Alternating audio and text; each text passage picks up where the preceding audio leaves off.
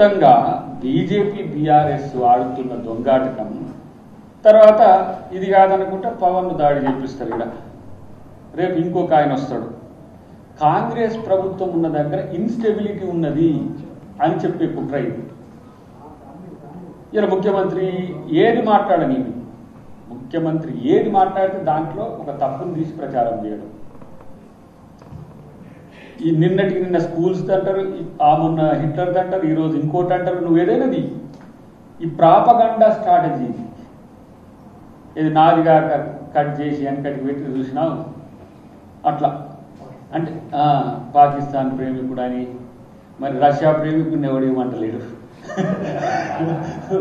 Russia పెళ్లి కూడా చేసుకున్నట్టుంది, ఎవరంటలేరు.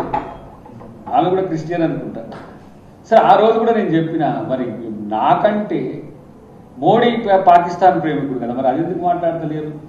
Russia పర్యటనలో ఉక్రెయిన్ మీదుగా ప్రోటోకాల్లో లేకుండా పాకిస్తాన్ వచ్చి నవాజ్ షరీఫ్ వాళ్ళ మమ్మీ కాళ్ళు మొక్కి వాళ్ళ మనవరాలు బర్త్డేలో పాల్గొని బిర్యానీలు వచ్చాడు మరి మోదీ. మరి మోదీ కంటే పాకిస్తాన్ ప్రేమికుడు ఎవడు అనుకున్నాడా? మరి ఎందుకంటే లేదు పవన్ కళ్యాణ్? మళ్ళీ అటేస్తే సనాతన ధర్మం వీడొస్తారేమో. ఈయన పేరేంటి? రష్యా. ముగ్గురిని కాదు 10 మందిని చేసుకున్నావు కానీ మరి నిన్ను కూడా రష్యా ప్రేమికుడు అనే హక్కు ఉంది కదా మాకు. కాబట్టి ఇవన్నీ కూడా చాలా మంది మిత్రులు మాట్లాడుతుంటే అన్నాను స్వభావానికి భిన్నంగా బదిలాయినవి పవన్ కళ్యాణ్. పవన్ కళ్యాణ్ కొంచెం రాజకీయ తెలివి ఉన్నా మాట్లాడలేము, కానీ అది పెద్దగా సీరియస్గా తీసుకోవాల్సిన వ్యక్తి కాదని అట్లా పక్కన పెట్టాం. అఫ్కోర్స్ మా పొన్నం గారు మాట్లాడింది.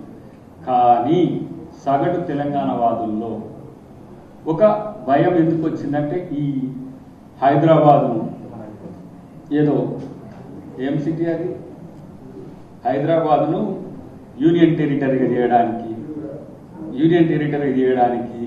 లేదంటే ఈ అందరు వచ్చి హైదరాబాద్ ఎలక్షన్లప్పుడు దీని మీద దాడి చేయడానికి ఈయన టెస్ట్గా పెట్టిండ్రు అని ఒక చర్చ జరుగుతుంది. కానీ బీజేపీ బీఆర్ఎస్ ఉద్దేశపూర్వకంగానే ఈరోజు కాంగ్రెస్ ప్రభుత్వం మీద అబద్ధాలను ప్రచారం చేయడానికి ఒక పద్ధతి ప్రకారం వస్తున్న పరిస్థితి. ఇది తెలియని అంశం కాకపోయినా దీన్ని పోనీ ప్రతిపక్షాలకు విమర్శించే హక్కును మనం కాలరాయొద్దు, ప్రశ్నించొద్దు అనే ఉద్దేశంతో అబద్ధాలు మొదలు పెడతారు. ఇప్పుడు చెప్పిందిగా ఇంతకుముందు గంట పైచిలకు సుదీర్ఘంగా అన్ని అంశాల మీద చంద్రబాబు గారు విశదీకరించింది. దానికి సమాధానం ఒక్కటి రాడు.